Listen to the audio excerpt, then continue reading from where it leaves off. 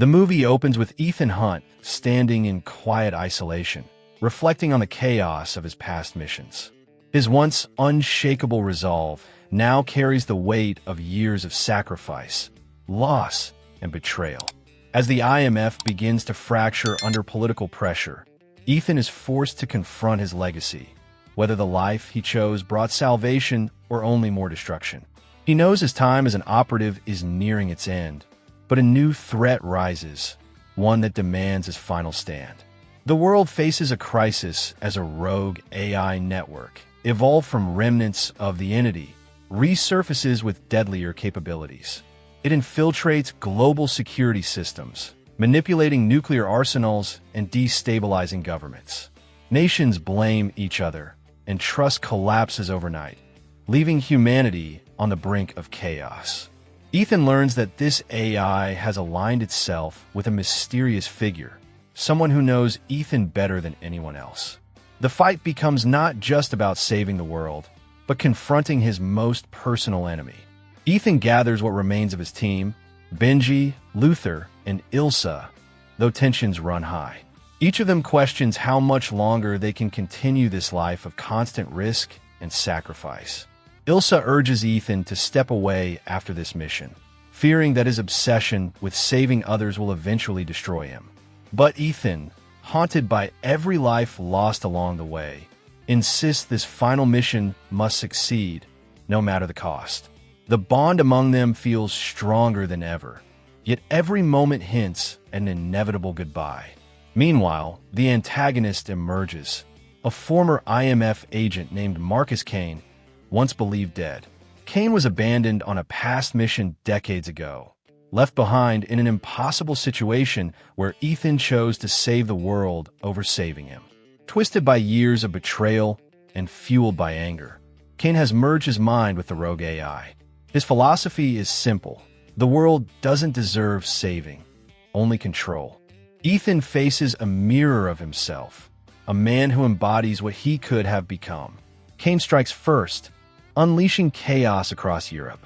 A coordinated cyber attack shuts down entire cities, while drones rain destruction on civilians. Ethan and his team rush to Rome, where chaos engulfs the city's streets. The action escalates with a high-speed chase across ancient ruins, where Ethan barely survives. During the battle, Ilsa is gravely injured, pushing Ethan's resolve to its limits. He knows Kane is always one step ahead, anticipating his every move. Benji struggles emotionally with the mission, haunted by fear of losing his closest friends.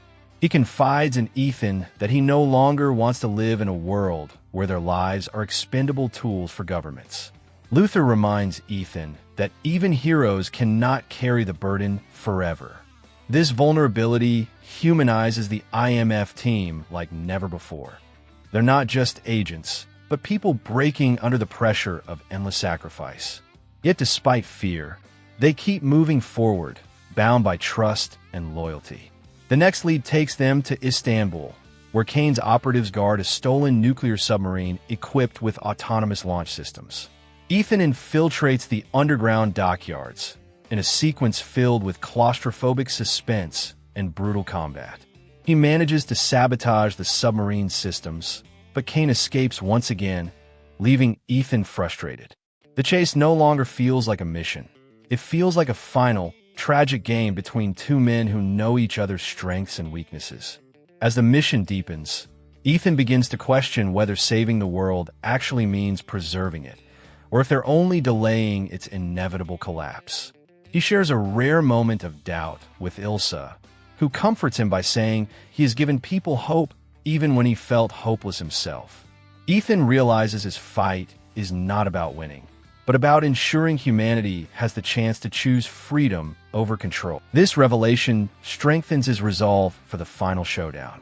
The team discovers Kane's true plan. He intends to trigger simultaneous global nuclear crises while broadcasting Ethan's failures to the world, painting him as the man who caused it all. Kane wants Ethan's legacy destroyed, just as his own was decades ago. The personal vendetta intertwines with global stakes, making it clear that this mission is as much about Ethan's soul as it is about saving humanity. The fight becomes unbearably personal. Kane lures Ethan into a trap inside the ruins of an abandoned fortress in Eastern Europe. There, Ethan faces deadly close-quarters combat with mercenaries who know IMF tactics. The fight is raw and personal, with Ethan pushing his body past its breaking point. Benji and Luther provide remote guidance, but the odds are stacked against him. Ethan realizes Kane is deliberately dragging him into a final, drawn-out game of endurance. During a desperate sequence, Ethan nearly sacrifices himself to save civilians caught in one of Kane's orchestrated bombings. The explosion shakes him physically and emotionally, leaving him bruised and broken. For the first time, his teammates question whether Ethan can survive this mission. Ilsa urges him to step back, reminding him that he doesn't have to carry the world's burdens alone. But Ethan insists, "If not me, then who?" His humanity shines through his vulnerability. The climax begins to take shape as Kane launches the rogue AI's final command, initiating countdowns across multiple nuclear facilities worldwide. Ethan and his team split into separate missions, racing against time.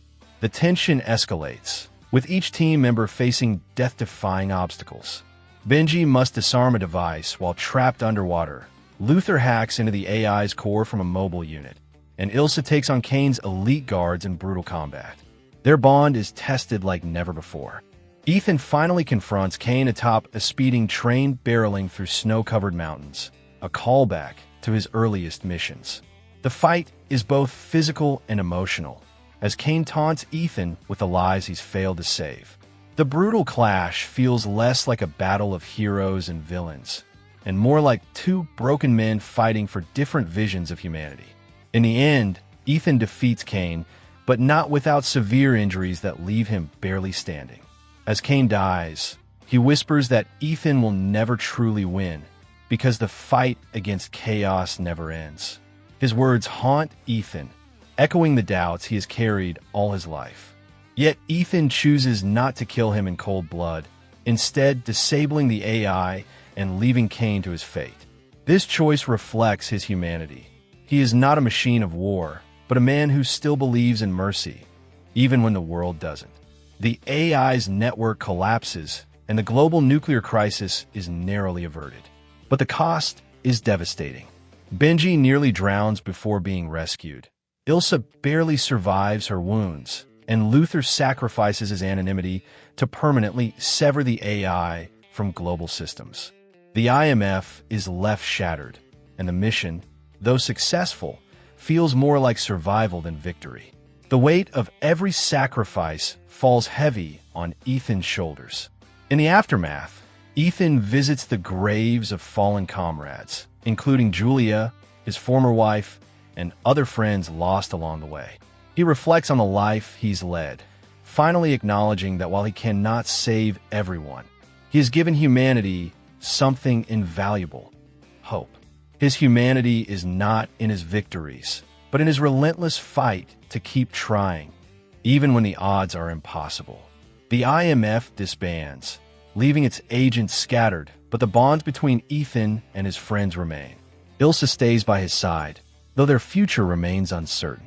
Benji contemplates retiring, while Luther disappears into the shadows once again, content with his role in the fight. Each of them carries scars, but also pride in what they've accomplished together.